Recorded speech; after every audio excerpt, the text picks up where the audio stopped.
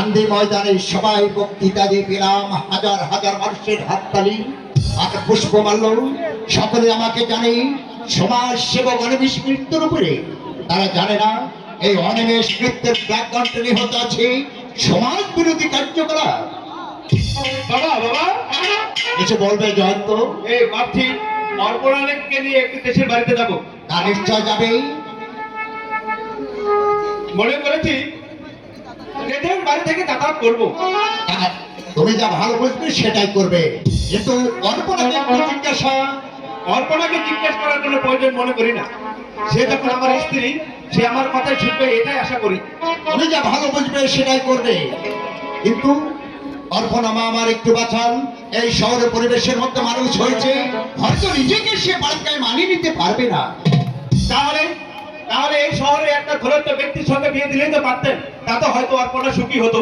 হয়তো হতো, কিন্তু তোমাকে দেখে তোমার কথা শুনে মনে হলো এরকম একটা ছেলে আমি খুঁজছি। বাবা অনেক ছেলে আমার কাছে চাকরির জন্য এসেছিল, আমি সকলকে ফিরে দিয়েছি, কিন্তু তোমাকে দেখে তোমার কথা শুনে মনে হলো এরকম একটা ছেলেই আমি খুঁজছি।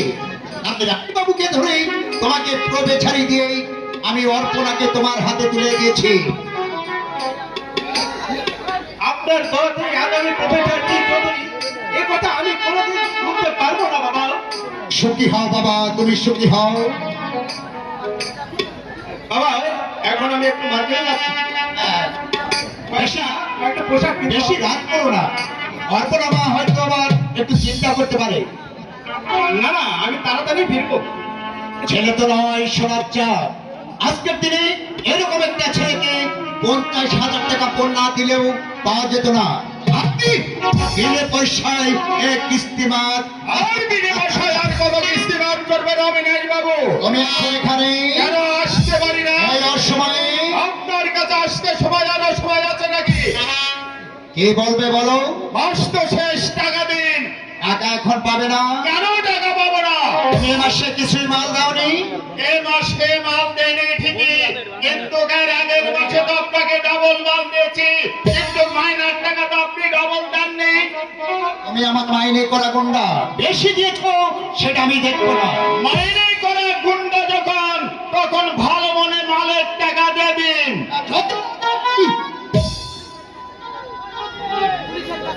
যদি না হয় পুলিশের কাছে গিয়ে আপনার সমস্ত গোপন খবর আমি বলে দেবো। শুধু তাই নয়, জনগণের কাছে আপনার মুখোশটা তুলে ধরবো। অবিনাশ বাবুকে আপনারা শোয়াচ্ছেন, গোপন বলবো, আসলে তিনি কারা? তিনি হলেন একটা চূড়ান্ত শয়তান।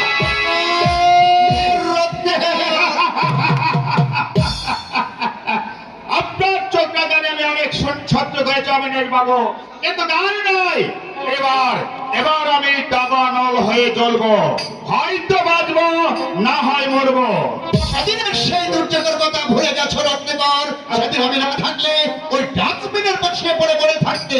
আপনি ভুলে যাবেন না অবিনাশ বাবু, আমার জন্য আপনি কোটি কোটি টাকার মালিক হয়েছেন। এই শহরে একটা পুরা ঘর ছাড়া আপনার কিছু ছিল না। রাতের অন্ধকারে মলকান ভেঙে হাজার হাজার কোটি টাকার মাল আপনাকে দিয়েছি। এমনকি চুরি ডাকাতি ছিনতাই করে যা পেয়েছি সর্বোচ্চ মাল আপনাকে দিয়েছি। যাক, সে কথা পরে হবে। আগের মতো সমস্ত মাল তুমি আমাকে দিয়ে দাও, আমি তোমার মাইনের টাকা একটু বাড়িয়ে দেবো। এই মাসের টাকা তাহলে সে নিয়ে যেও। কাল যদি কোনো গোলমাল করার চেষ্টা করেন, তাহলে আপনার চাকরি আমি ছেড়ে দেব। কথাটা মনে থাকে যেন। তাই নাকি? হ্যাঁ হ্যাঁ অমিনাশ বাবু, এটাই আমার শেষ কথা। কথাটা মনে থাকে যেন। Good bye. দুদিনের ছেলে প্রলয় মাত্র ও আমাকে শাসিয়ে গেল। ও হয়তো জানে না ওর মতন 8-10টা রত্নকরকে পোষার ক্ষমতা আমার আছে, কিন্তু না, ওকে দিয়ে আমার কাজ হাসিল করে নিতে হবে। যে গরু দুধ দেয় সেই গরু একটু লাথি ছড়বে।